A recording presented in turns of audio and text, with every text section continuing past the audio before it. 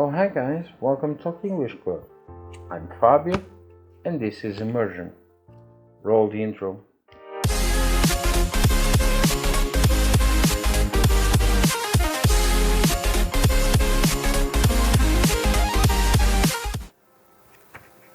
Oi galera, sejam bem-vindos ao Talk English Club.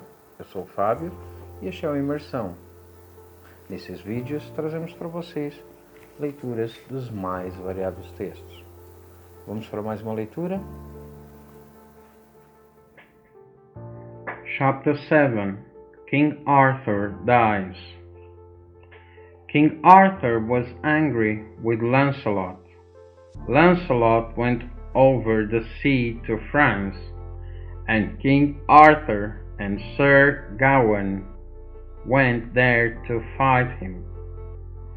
While Arthur was out of England, an evil knight named Sir Mordred came to Camelot and said to Queen Guinevere, "King Arthur has gone out of the country and he is dead. I am now king and you must be my queen." Then Guinevere ran away to the Tower of London, and all her men went with her. Mordred came, but the walls were very strong, and he could not break in. Soon Mordred heard that King Arthur was coming back to England with many ships and with all his men. So Mordred went with all his men, and there was a great fight. Sir Mordred's men could not stand against King Arthur. They ran from the field, but Sir Gawain was wounded. He said to King Arthur, "I am dying. Give me a pen and paper so that I may write to Sir Lancelot." He wrote, "To Lancelot, bravest of all knights, today I was wounded in the fight, and I know that I'm dying because of the love that we had for each other. Come quickly and help King Arthur." He asked Arthur to send this quickly to Lancelot.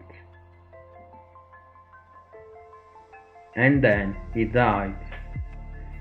Sir Mordred got more men and came to a place near the lake where Arthur had gone with Merlin to get Excalibur, and there King Arthur came against him.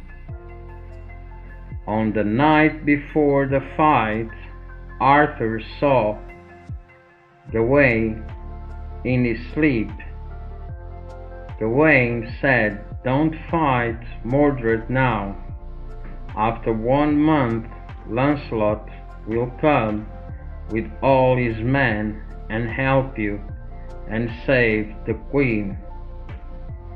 When the king awoke, they had come. He called his knights and said, "There will be no fighting today. I shall go and speak with Mordred. Come with me, bring your swords, but they must stay in their scabbards. If Mordred or any of his knights put his hands to his swords, they fight and kill." A man came and told Mordred, "King Arthur is coming to speak with you. Tell your knights, if any man put his hand to his sword, then the king and his knights will fight and kill." King Arthur stood speaking with Mordred. All King Arthur's knights stood near him, and Mordred's knights stood near Mordred. As they stood there, a snake came out of the grass and beat a knight on his foot, and he took his sword to kill it. Then, seeing one knight put his hand to his sword, all the knights began to fight. They fought all day.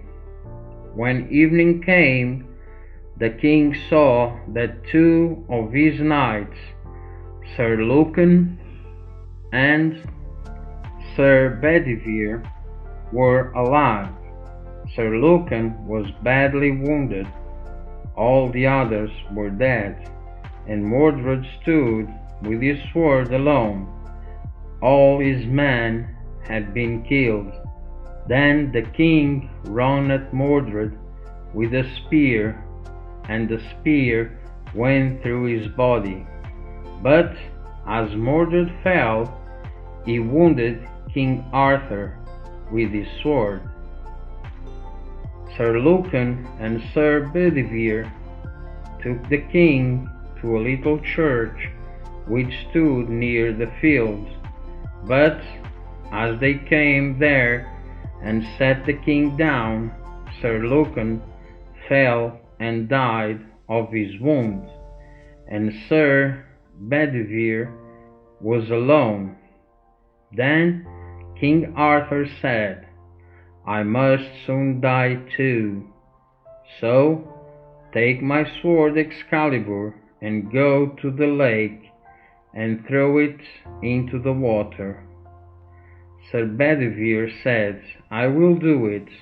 So he took the sword, but as he walked to the lake, he saw the jewels on it, and he thought, "If I threw this beautiful sword into the lake, what good will that do?" So he hid Excalibur by a big stone and went back to the king and said, "I have done what you told me to do. I have thrown your sword into the lake." "What did you see there?" the king asked. "I saw the water and the sky and the stones. That is all." "You didn't do as I told you," King Arthur said. "Go again and throw Excalibur into the water, and come back and tell me what you saw."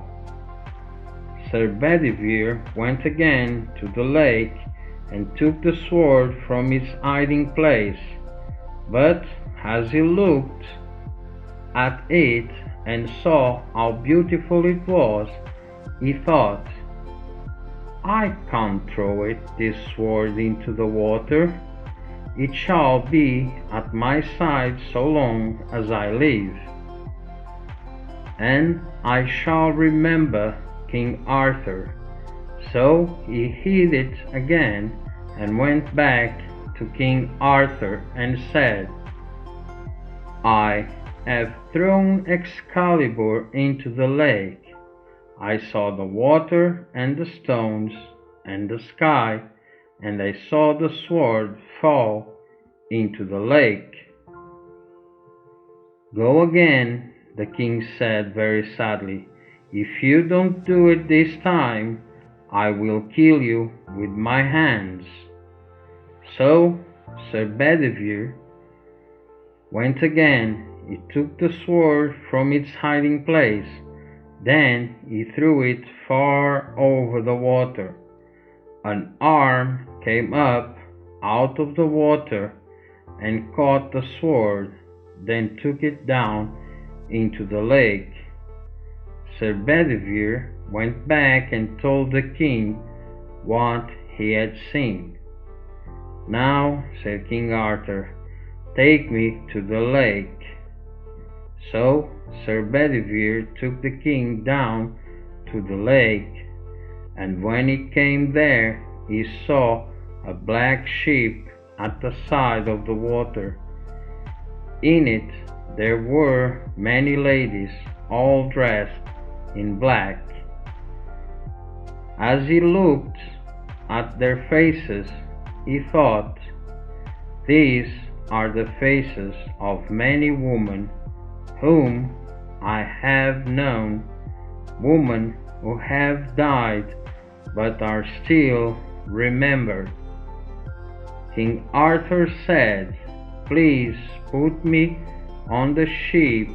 So Sir Bedivere sat him down in the ship, and the ladies stood round him. The ship went out over the water, and Sir Bedivere stood there alone.